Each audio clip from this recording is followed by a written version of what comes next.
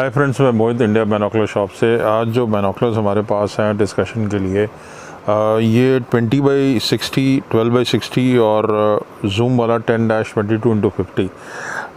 बहुत से लोग उनकी ये डिमांड रहती है कि थोड़ी सी पावर उनको ज़्यादा चाहिए।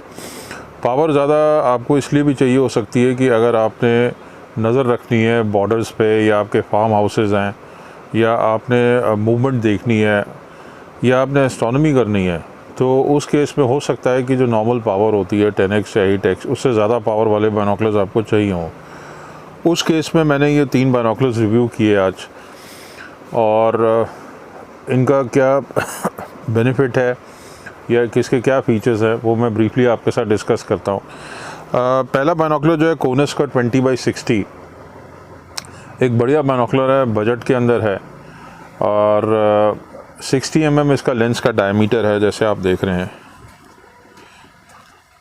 ये वाला, और 20 mm 20x इसकी पावर है।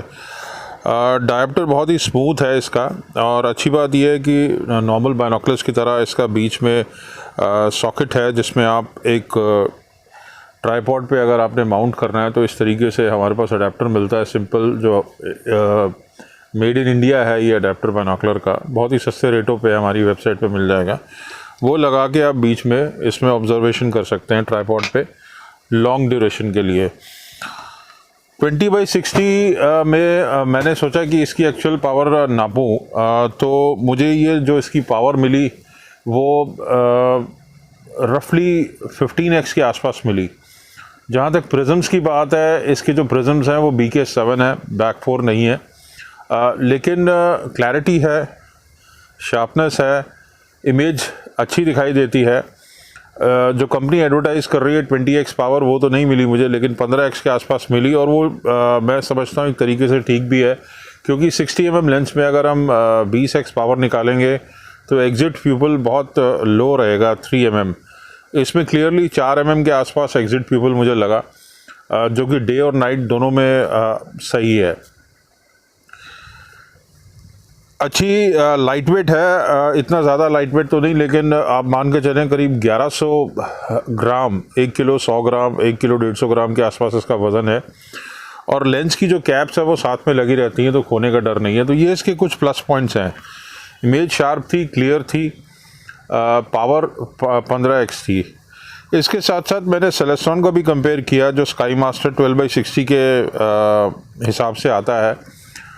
बहुत से लोग मेरे से कई बार पूछते हैं कि हम हाथ से अगर होल्ड करते हैं बाइनोकुलर तो मिनिमम पावर क्या होनी चाहिए या मैक्सिमम क्या होनी चाहिए। जहाँ तक मिनिमम का सवाल है, मेरे ख्याल से 6, 7 या 8x मिनिमम सही है।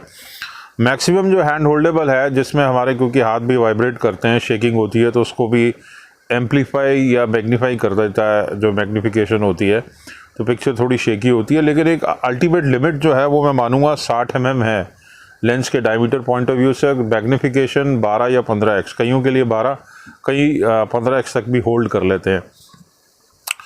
तो पहले बाइनोकुलर जो 20x60 है, इसमें इफेक्टिवली 15x पावर थी। ये वाला जो बाइनोकुलर है, इसमें 2 चीज़ें साफ निकल के आई। एक तो सेलेस्ट्रॉन बैक 4 प्रिज्म यूज़ कर रहा है, तो इमेज हल्की सी ब्राइट थी जो मैंने कोनस के मुकाबले देखा। जहाँ तक मैग्नीफिकेशन की बात है, तो सेलेस्ट्रॉन की मैग्नीफिकेशन बहुत स्लाइट कम थी, जो मुझे ज़्यादा फील नहीं हुई। लेकिन क्योंकि मैंने सेलेस्ट्रॉन नाइट में भी यूज़ किया है, और मैं उम्मीद करता हूँ ये कोनस का ये भी उसी हिसाब से परफॉर्मेंस करेगा। हालांकि अभी मैंने नाइट में यूज़ नहीं किया क्योंकि ये बिल्कुल फ्रेश आया बाइनोकुलर। लेकिन डे टाइम में मुझे दोनों में जो पिक्चर थोड़ी सी हल्की सी, जो मामूली सी ब्राइट ज़्यादा थी, वो मुझे सेलेस्ट्रॉन में लगी, क्योंकि उसमें बैक 4 प्रिज्म्स हैं। लेकिन सेलेस्ट्रॉन की फिर कॉस्ट भी ज़्यादा है। दोनों की कॉस्ट, दोनों बाइनोकुलर्स हमारी वेबसाइट पे लिस्टेड हैं। सेलेस्ट्रॉन का जो आईपीस है वो भी थोड़ा सा बड़ा था, और जहाँ तक फिनिश की बात है, दोनों प्रोडक्ट सही हैं। एज टू एज अगर कंपैरिजन करूँ, मेन जो आप बीच में देखते हैं बाइनोकुलर के, तो बीच में तो बिल्कुल अच्छे क्लियर व्यूज़ आते हैं। एज टू एज की बात करूँ तो दोनों बाइनोकुलर्स में हल्का सा आप कह सकते हैं परफॉर्मेंस कॉम्प्रोमाइज़ होती है। वो अंडरस्टैंडेबल है, बहुत ज़्यादा परफेक्शन के साथ बने हुए बाइनोकुलर नहीं है, बजट में है। लेकिन एस्ट्रोनॉमी के लिए और अगर आपने वॉच रखनी है अपने फेंसेस पे, बॉर्डर पे या किसी चीज़ के लिए थोड़ी ज़्यादा पावर चाहिए तो ये एक्सीलेंट बाइनोकुलर्स हैं दोनों। एक बजट में है, एक थोड़ा सा प्रीमियम है। पर तीसरा बाइनोकुलर जो मैंने साथ में कंपेयर किया वो जूम वाला था। ये मल्टी कोटेड लेंसेज में था। हालांकि सेलेस्टॉन भी मल्टी कोटेड में कहता है और मुझे कुछ लगता है कि मल्टी कोटेड है। तीसरा बाइनोकुलर जो है इसमें 10 से 22x पावर है और 50 mm लेंस का साइज़ है। ऑब्वियसली जो 12 या 15x पावर है वो इनके अंदर काफ़ी कंफर्टेबल थी, क्योंकि इनके लेंस या प्रिज्म का डायमीटर बड़ा था, लेकिन इसमें 50 mm था।